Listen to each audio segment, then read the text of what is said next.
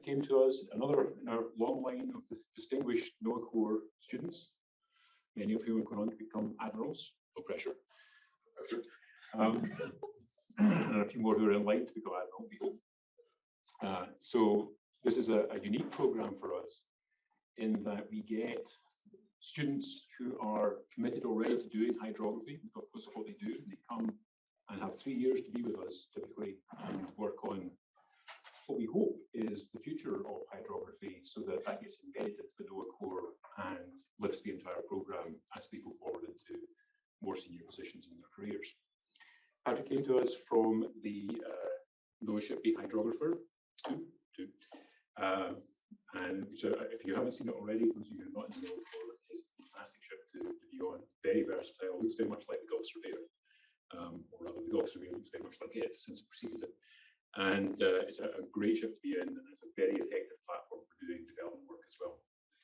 And we'll be going to the Hassler. So hopefully Hassler will eventually come back into Homeport at some point, and we'll see my head as well. So the thesis, though, is again kind of a theme from yesterday as well, looking at the potential for volunteer data. But in this instance, thinking about how do we deal with this new world of online databases and cloud-based processing and combinations of data sets that we try to do automatically as much as we can. It's a much more complex problem than I expected it to be to start with, and I'm sure that you did as well. And so it's a really interesting topic of how we start to put things together to make better things out of them in the end, but we don't have control over all the data all at the same time, which is really quite exciting. So instead of telling you about it, I'll let Patrick tell you about it. All right. Thanks, Brian.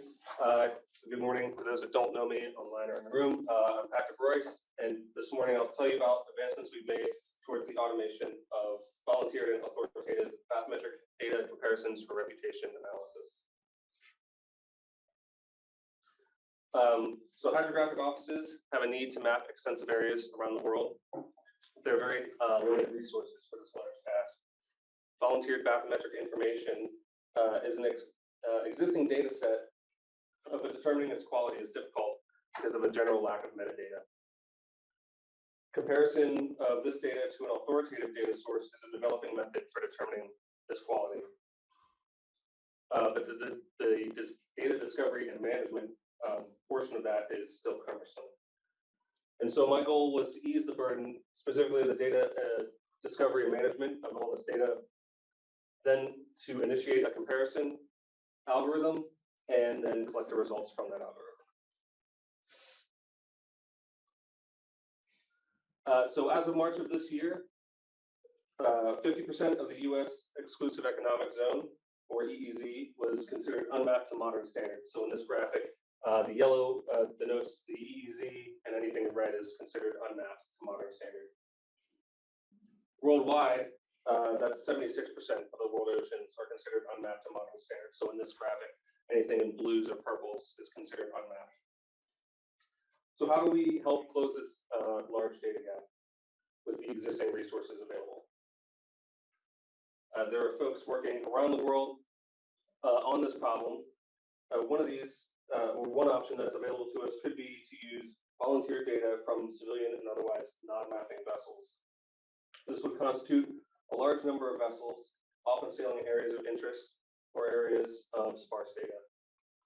So for example, this could potentially be an area of interest. You can see this is volunteer data, this track line, the colored track lines there, on what is the best nautical chart for that area. Very clearly that chart is outdated. The great thing is that this data already exists. The International Hydrographic Organization has the Data Center for Digital Bathymetry, which houses crowdsourced bathymetry, more than 1.5 million nautical miles of it. Crowdsourced bathymetry data is data that is collected using the navigational, sonar, and GNSS receivers of a vessel during its normal maritime operations. But again, how do we determine the quality of this data? One potential was released in this paper entitled Estimating Observer and Data Reputation in Mariner Volunteer Bathymetry by our own Dr. Brian Calder in 2021. You can access the paper via this QR code. In the paper, he explains a method of statistically comparing authoritative and volunteer data to determine a reputation and uncertainty of that reputation for both the data and the observer. The idea being that better reputation should mean that the data is better and might potentially have use and current data pipelines. It's currently difficult to test, however, because of the data discovery management step. Data are currently stored in disparate databases, each with their own metadata, storage, and access. It's also difficult to ensure co-location, which I'll get into in a little bit.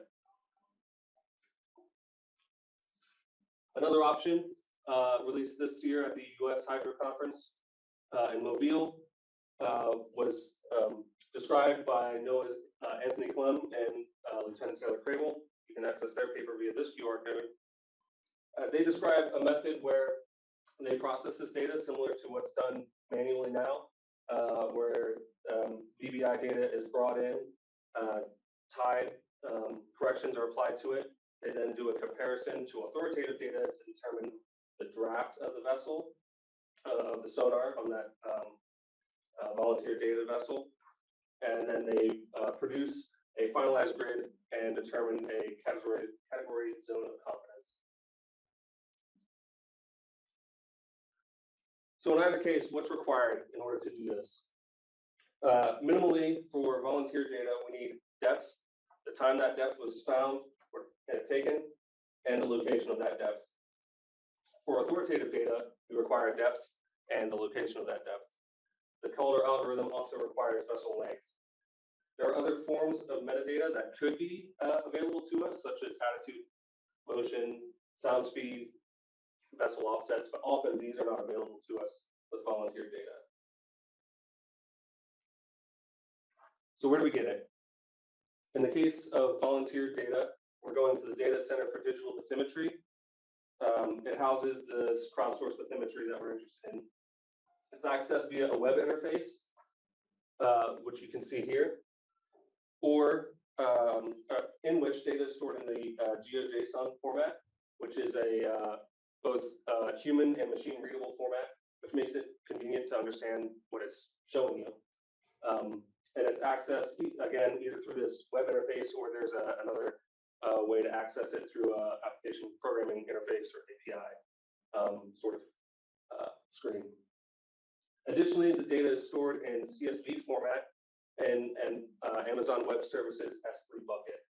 So there's two options for us. We have two issues we need to address. The first being that we cannot directly query the S3 bucket with either area or vessel name. The second, that we cannot use the API data, the GeoJSON files that you would get from the API for cloud processing because they require a data download.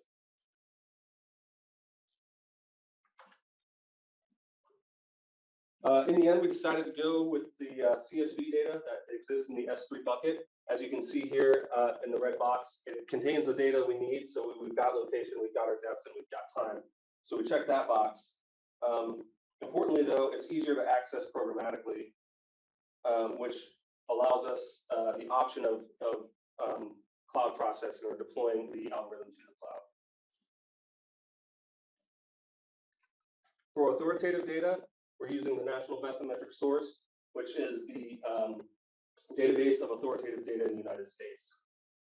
Data are stored in an AWS S3 bucket in the GeoTIFF format. We can search the S3 bucket via the use of a geo package, which they store in the top of that bucket. But currently, there's no web interface yet. It's eventually going to be coming onto NOAA's Nowcoast, but it's just not there yet.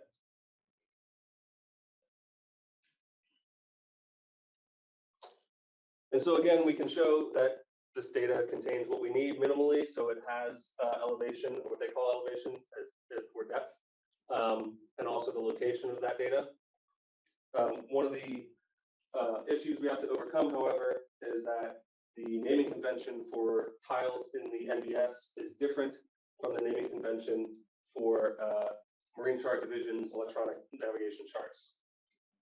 This poses us a slight issue because it makes it a little bit more difficult to correlate which charts might be affected by a comparison that we do using certain NBS tiles, or thinking of it another way, if we want to search for all tiles that intersect a specific chart of interest, we have to do a translation to make that happen. So what are the problems we are looking to address in order to help us with our data discovery and management?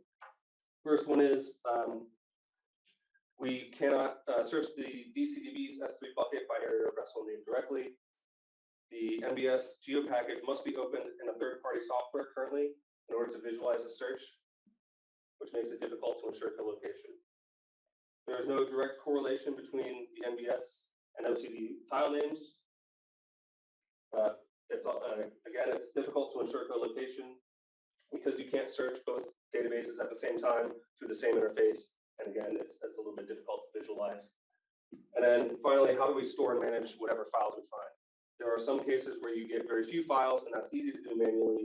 There are other cases, we'll talk about one a little bit further down the line here, where you end up with a large number of files, which is significantly more difficult to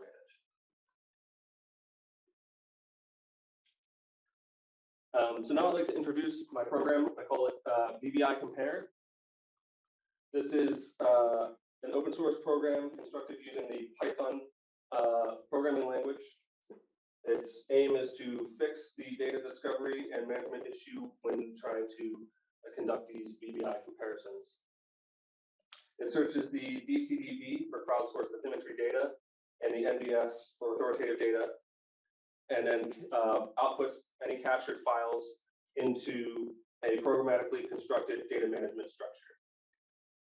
It allows for multiple search methods, including by a specific chart, specific vessel, or for a geographic area of interest. It also allows for both local download and collection of URLs for cloud-based processing. And finally, it currently initiates the caller reputation algorithm with the data that it discovers, and then collects the results once that calculation is complete.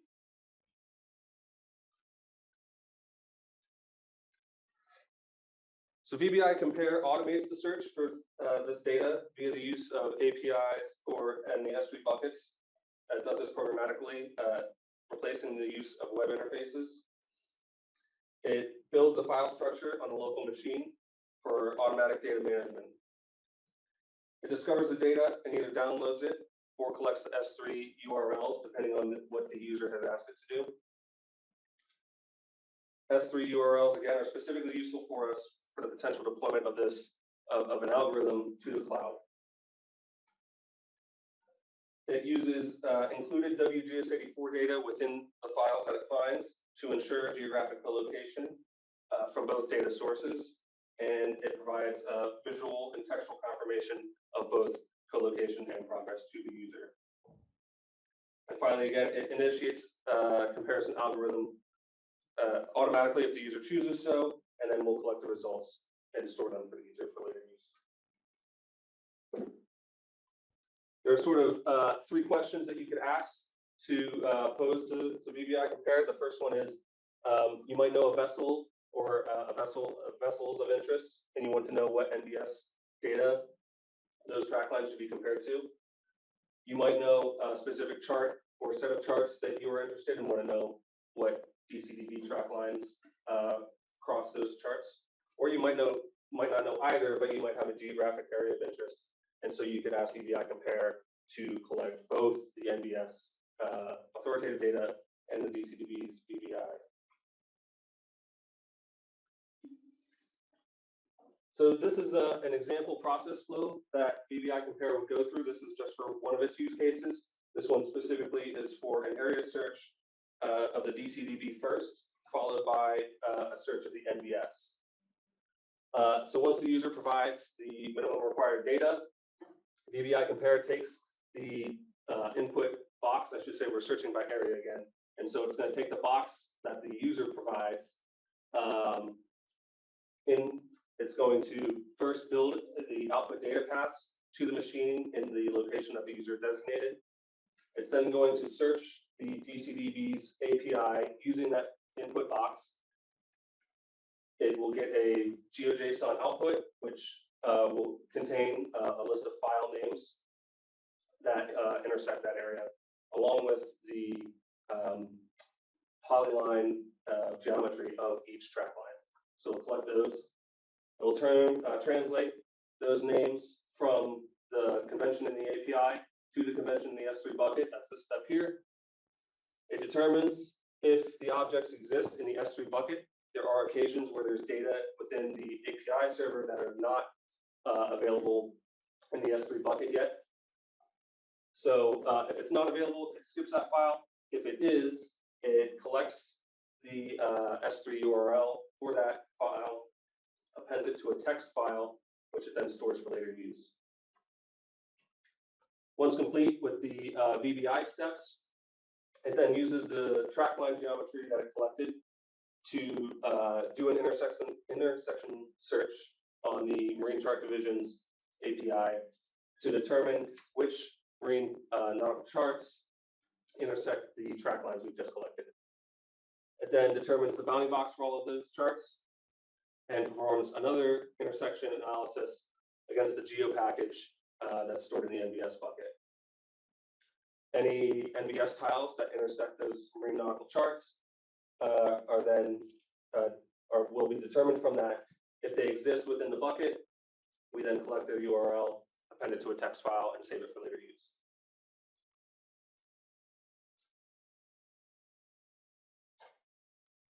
Again, it builds a file management structure. So this is what that structure looks like. The user provides a single location where they want this to be built. The program then builds it automatically for them from, so in this case, I provided user output location. It then builds everything below that.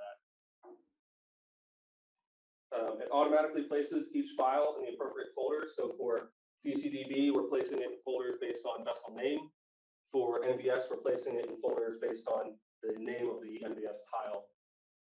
This third structure down here is for if we conduct a reputation analysis, we'll collect all that data and it will go into subfolders for each analysis.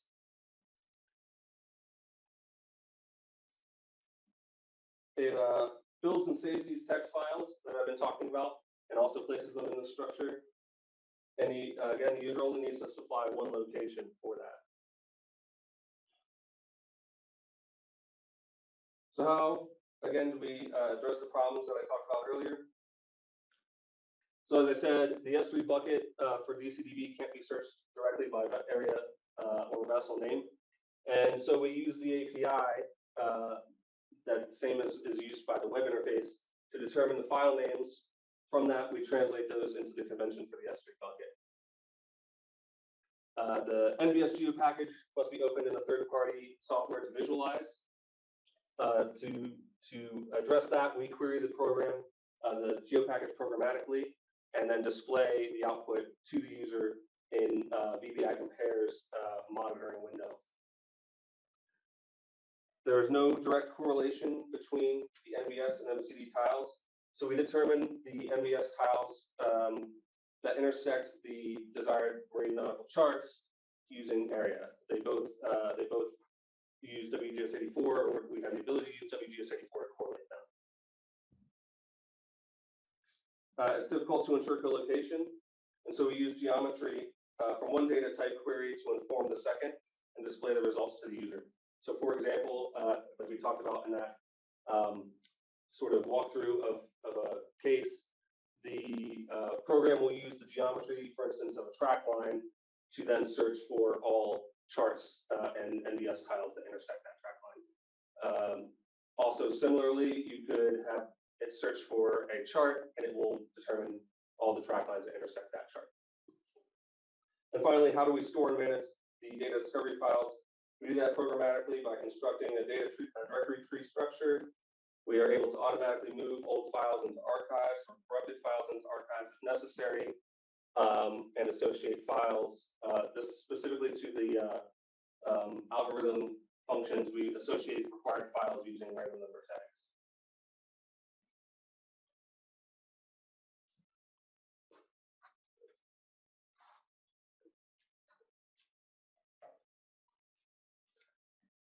So I'll present to you here a case study that I did just to compare the same manual process in manual using manual methods to the same process using VBI compare. This was conducted in the Houston Ship Channel outside Galveston, Texas, in an area that has a lot of vessel traffic. It uses an area search for data, is asked to collect S3 URLs and to collect the DCDB first, followed by NVS. We chose this method, or I chose this method, because I believe it's one that might be used pretty regularly by hydrographic offices.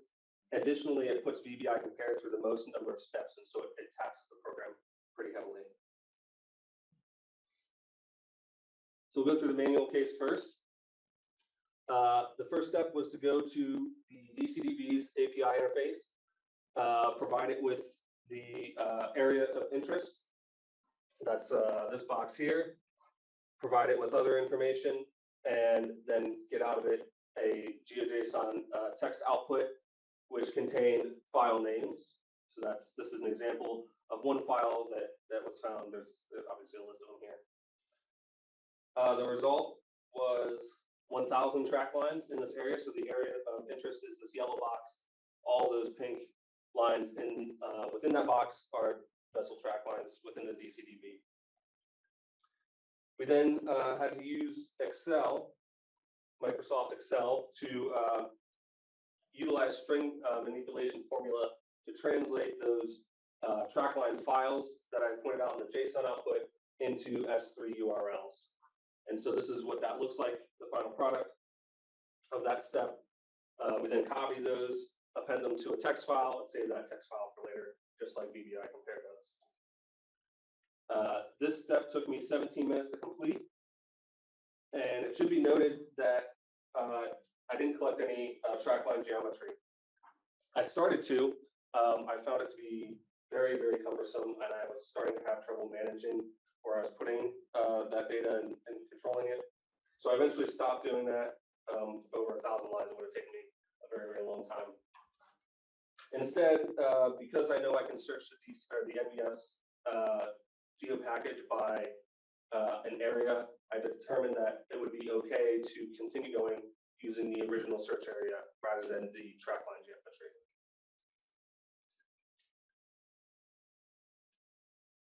So moved on to the authoritative data. So I used QGIS, the desktop app, to open the geo package file. And so that's all the sort of black outline squares that you see. I then had to create a shapefile layer with the area of interest. That's this green box that you see. And I performed an intersection analysis on that. And the results are in that white box you see. So it came up with two tiles of interest. I had to copy and paste those URLs to Excel.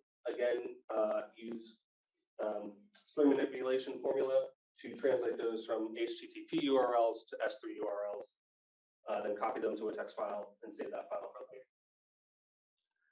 I'll note here, HTTP URLs would be fine. The algorithm can take them in and use them. However, we found that the S3 URLs are faster, a little bit easier to handle, and so that's why we're translating them. This step took me 12 minutes to complete for a cumulative time of 29 minutes. So moving on to the same test, but using VBI compare. Again, so this is the initial user interface for VBI compare. This is what it looks like. And you can see I've asked it to search for volunteer bathymetric information by an area, to collect S3 URLs for potential cloud-based processing. And this yes means that it's going to go get that secondary data source, in this case, the authoritative data. I provided it the area, which you can see on the right, and I told it where to store those files. The setup for this, including typing in the area, so you could drag this box, but in order to be precise in comparison, I manually typed in the area into the interface. That took me 35 seconds.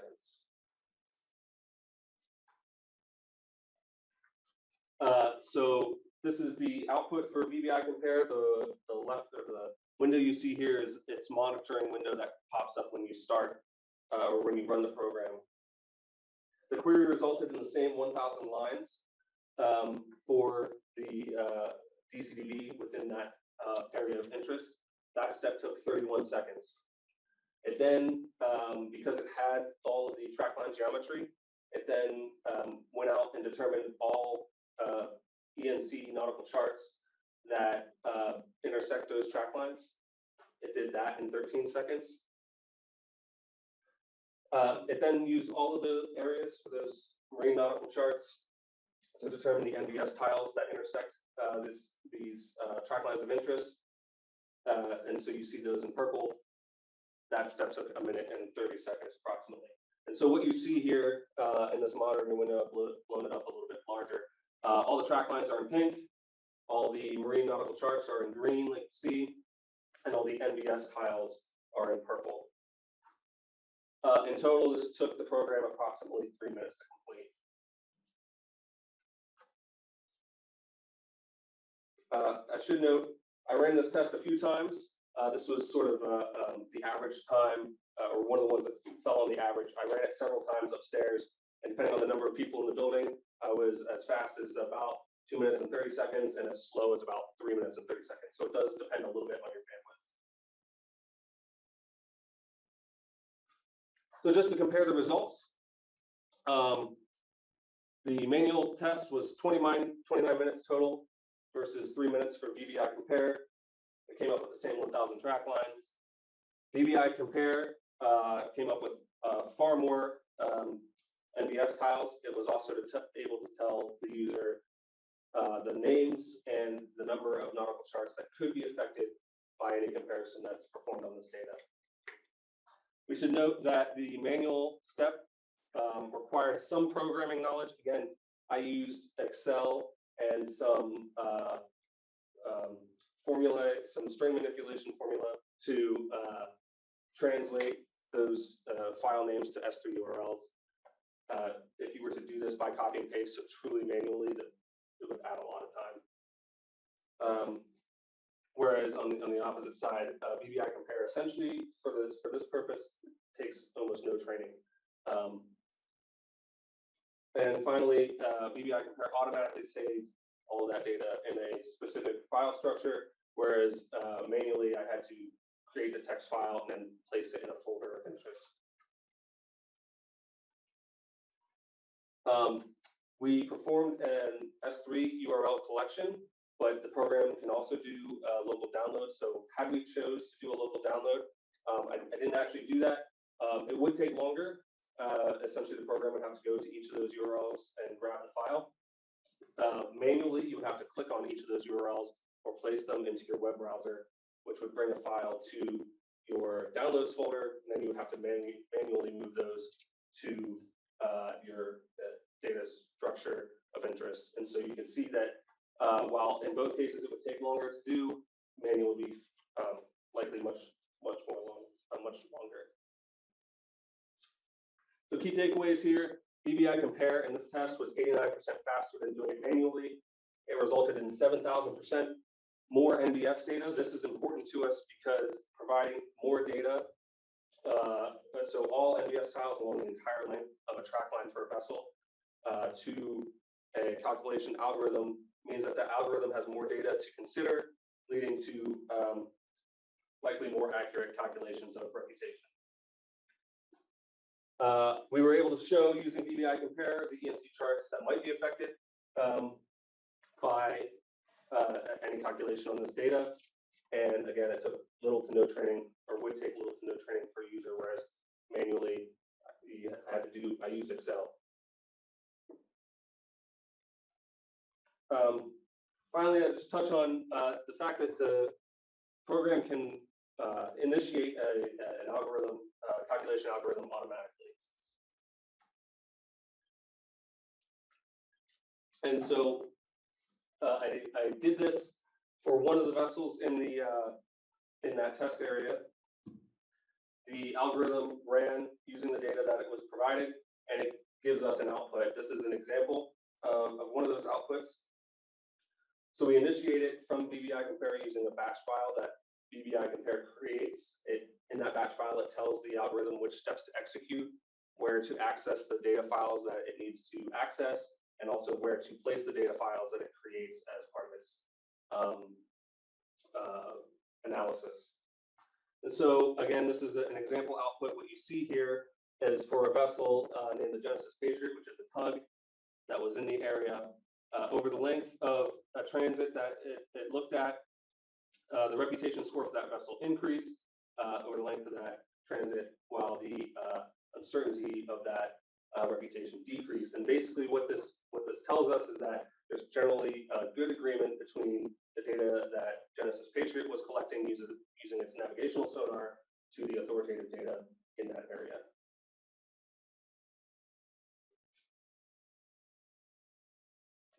So let's try to see it live here. So we'll do a slightly different example. This will be a data collection for crowdsourced bathymetry data using a specific vessel instead of an area. I'm doing this just for the sake of time, but also to show another option to the user. So specific vessel, we're going to collect S3 URLs again, and we are going to ask it to also get us the NBS tiles of interest for that area. The vessel we're going to use is the motor vessel Gizmo. Unlike our last test was in Texas, this one's in northern Maine. So we've changed both our search method and also our area of interest.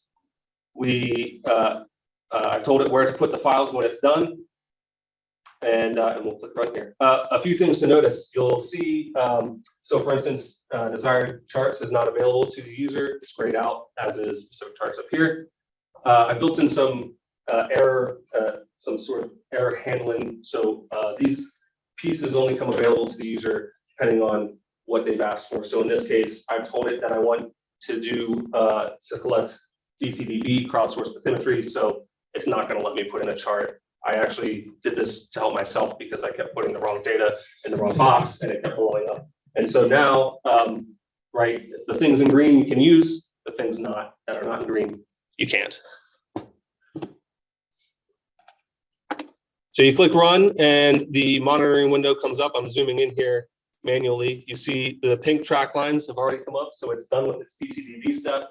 And it's also done with its MCD step. So it knows all the charts of interest. That's what you see in green there. And it's populating with the NBS tiles that are available to it as it discovers them. I'll talk through this status update window. So you see some yellow text and you see some green text. Green is good. It means it's found a file that it was told was there. Yellow means it did not find a file that it was told was there. And that's often because NBS says, in this case, we're looking at NBS data. They're saying, hey, there's going to be a tile here. It's just not built yet. And so if it's not available, it just lets the user know, but continues on. Regular status updates will be in black. And so it'll say, you know, things like, I'm done with my DCDB step. I'm now going on to the NBS step, or whatever the case might be. And eventually we'll see blue. Blue means it's done doing whatever you asked it to do. You'll notice at the onset, I didn't ask it to immediately do a calculation. That's just for the sake of time. But it will still make us the batch file that would execute that calculation. And so it's just going to make it, it's going to store it, and you'll see that pop up and it'll say, hey, I made you a batch file, which you can just execute later in a command prompt if you want to. So there it is, it's complete. So we see our happy blue outputs. There it tells us it's made a batch file. It tells us the random number tag that all those files are going to be associated with. And now you have all of your data of interest. So just for example, this is the text file that it created. So you can see it's got S3 URLs to the TIFFs and for the NBS. Similarly, for the DCDB, the S3 URLs to the track lines of interest, all within the data structure that it created.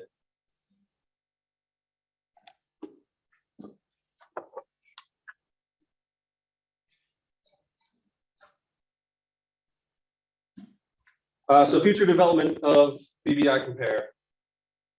There's a few things we could continue working on. First is to determine and build useful outputs for the reputation algorithm. So BBI Compare actually is what's building that final plot. That's just one example that was brought up. We could be working with our stakeholders to determine what outputs are most useful to them, and then execute those potentially. We can add further constraints to our data discovery process, such as data age. For instance, we might say, search this geographic area for all data that is after some date or before some date. We could use BBI Compare to test the Calder reputation algorithm or any other algorithm out there. We would just connect those two together, and what it will allow us to do is to test in multiple areas under multiple search types, different vessels, that kind of thing. The idea being we can determine if the algorithm is giving us consistent results, expected results. So that's one of the goals.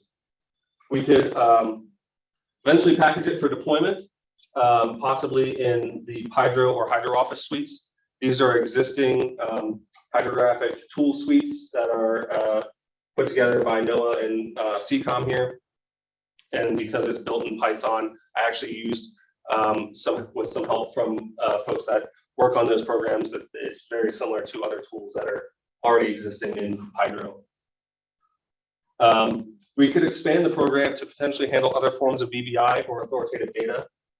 For instance, another country may want to use this to discover data within their area of interest, but not necessarily use the NBS as their authoritative data. We could build options in there for them to use a different authoritative data source. Alternatively, as of right now, it's open source, and so they could do that themselves if they wanted to with some Python programming. We could collect tide data for the algorithm. So currently, tide data is collected in a separate process. We could expand this to ask BBI Compare to go get any tide data relevant to the area or search of interest, data of interest. And finally, we could make the program more efficient. I'm not a programming expert by any means, and so it's possible that a person with programming background might find better ways to do what I'm doing. And so I think that there's places for potential efficiency there.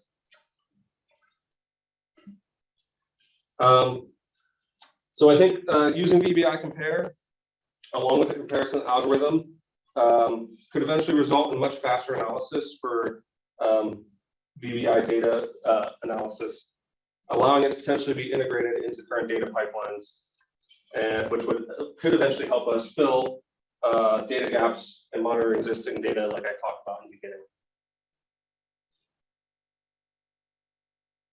I have a lot of people to thank. Probably most importantly, my wife, Allison, thanks for coming, for keeping the sanity. Maybe thank Gavin for not keeping the sanity, I don't know. I have to thank my thesis committee for the direction and wisdom, and especially Dr. Miles. Again, I don't have a Python programming background. He helped me a lot to just kind of keep the steam going and learn. Thank you to the NOAA NBS team, the DCDB, the QC Tools team for their help and direction. They helped me a lot early on with the research, and the DCDB team helped me a lot to figure out what wires to plug where in order to access their data. Additionally, I need to thank NOAA itself, the NOAA Corps, and also Coast Survey for placing me here. I really like it here, and I'm very thankful for that. And finally, a long list of fellow students, the OE and CCOM staff for mostly the entertainment, but also very especially the help studying. I'm not lying when I say without all of you, this would not have been possible. Are there any questions? One of the things that I hear often when we talk about doing this sort of work in the field is that we say we'd love to do it, but there are no tools. So this is a fantastic addition to providing those level of tools. Questions from the audience? Oliver? So you mentioned one of the future steps could be talking to the stakeholders and tailoring the outlets to those stakeholders, who would they be? Well, in the States, it could be probably NOAA, right? Or other, Canadian Hydrographic Service, any of those similar groups. There might be academic interests.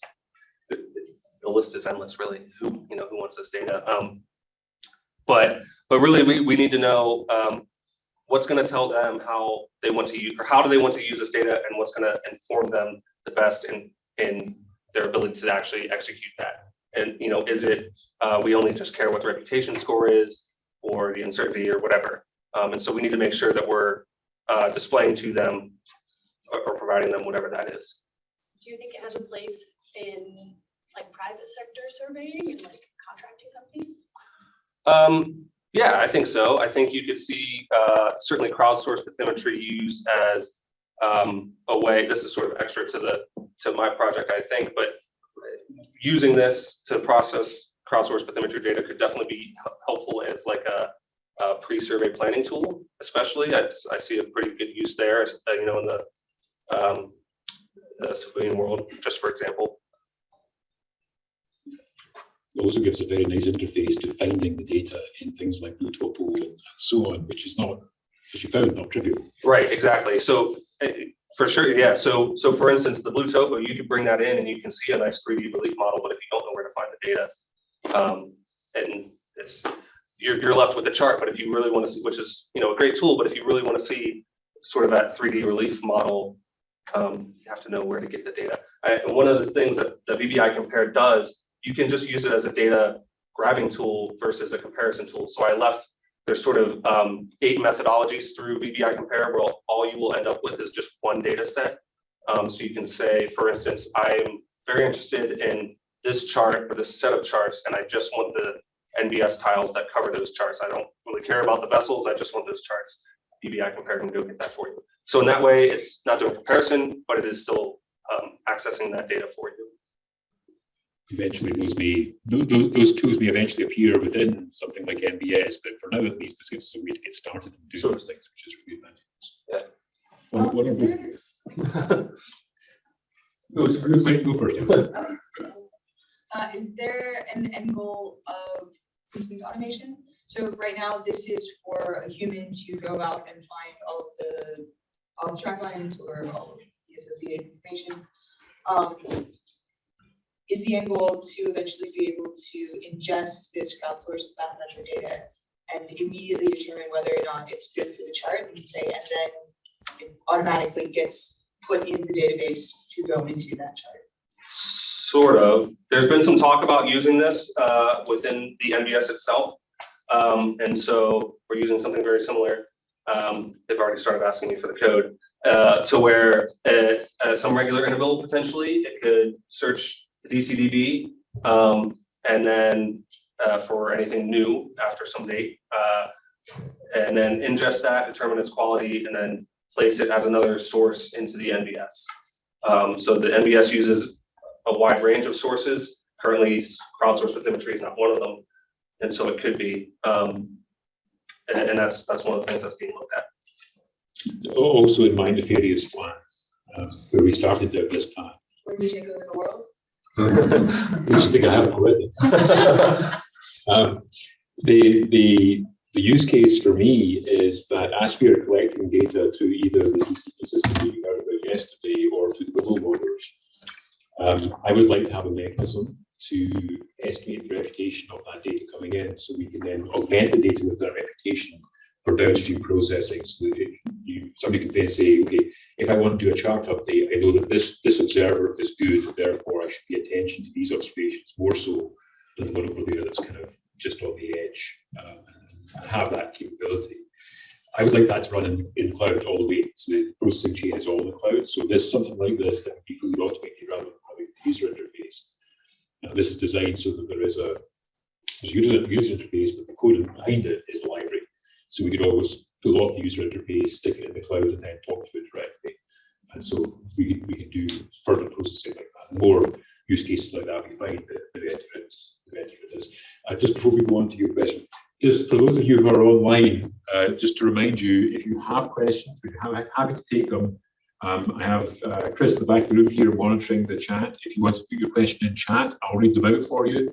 If you have a microphone and you can use it, if you want to use the raise hand feature, and Chris will catch my attention and you can open your mic and ask a question directly.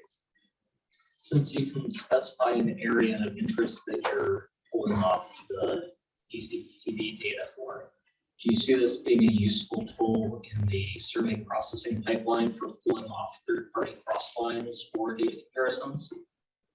I hadn't thought about that. I suppose you could. I think you would need to know a little bit of the age of that data. You'd have to know a little bit of the quality of that data. Do you really necessarily want to use crossline from a vessel of unknown quality?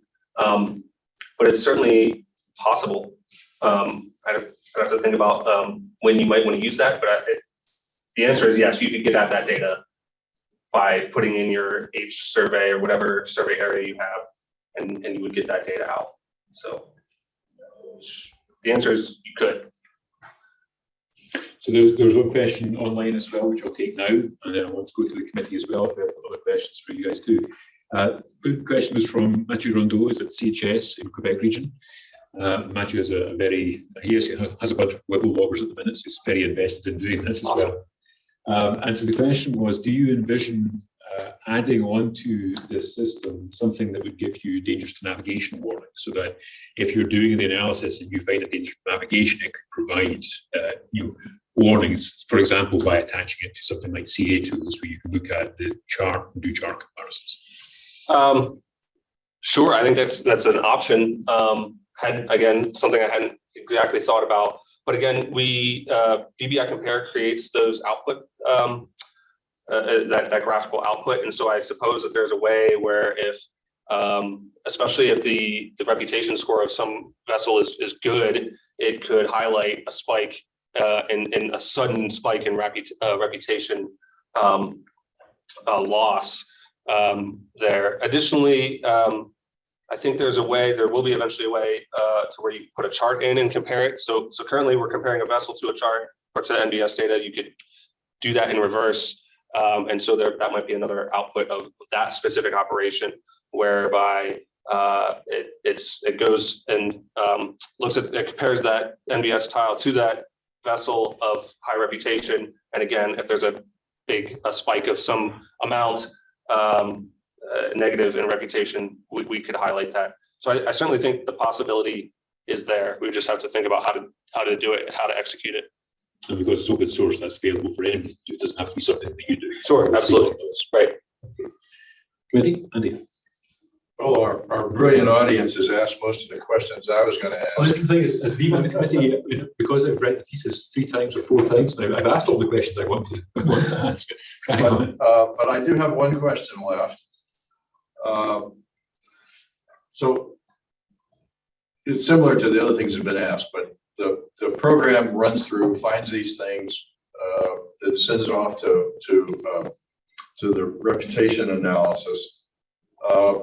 And so, but it would seem to me that as things stand now, that has to be done every time for the data that sits in a DCDB, for example.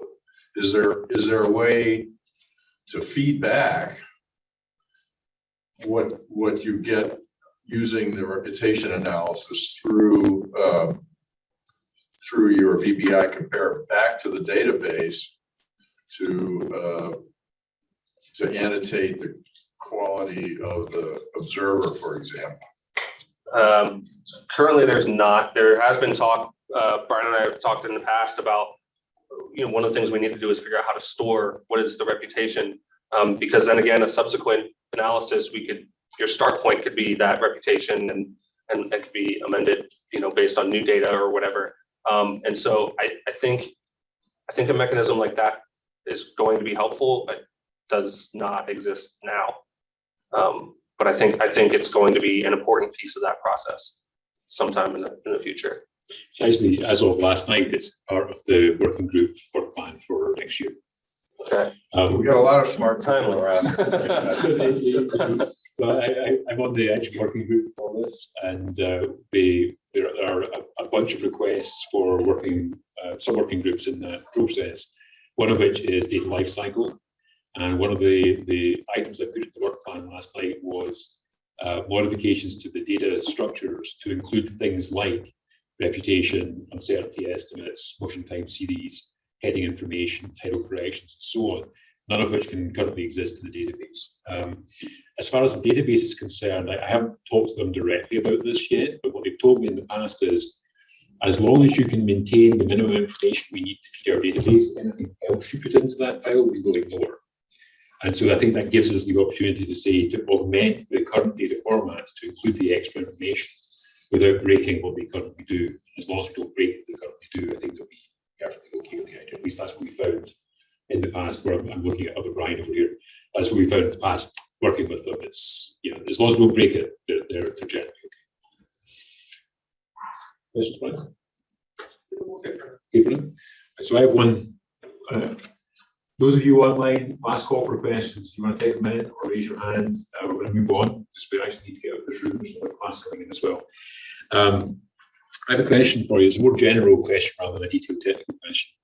So you've worked with all these databases now quite extensively, and you've described a number of issues with dealing with them. So that, for example, you have to go to the API to get which files, and then you have to translate them into where to get them in the ST, because the API gives you the search, but the ST gives you the data, etc., etc. This is your opportunity to go on the record and tell us what it is that's broken and what it is. What would our request be to both MBS and to DCDB to make this process much slicker in the future? What's broken? What do we ask them to fix in their next development phase? Sure. I think one of the things that I've thought about, especially, so for the purposes of this program, the search of the NBS via the use of that geo package is very nice. I think I'm not sure that I know of a better way to do that. There may be, but the ability to put in an area or to search by a specific name through that geo package file, which is housed in the S3, made the build out of the NBS side of VBI Compare actually pretty nice. At one point in time, the chart names and the NBS tile names were the same. They've changed that for a bunch of reasons that are good reasons, but it did throw a bit of a wrinkle in there. But I don't know that we could necessarily fix that unless somehow there was a way to associate maybe within that geo package file what charts overlay those NBS tiles. In the case of the DCDB, I think the naming convention, if they had the naming conventions between the API data and that in the S3 bucket, had those been the same, this would have been a little bit easier. There wouldn't have been any translation. And similarly, if there were some form of geo package file or something similar to that, again, we could have skipped the step of going to the API in the first place. Additionally, one of the things that is different between the files that exist in the API sort of database and the S3 bucket is that the metadata available in each file is slightly different. The CSVs have significantly less of it. Specifically, I talked about the need for a vessel length, and so that's still a separate process to go get.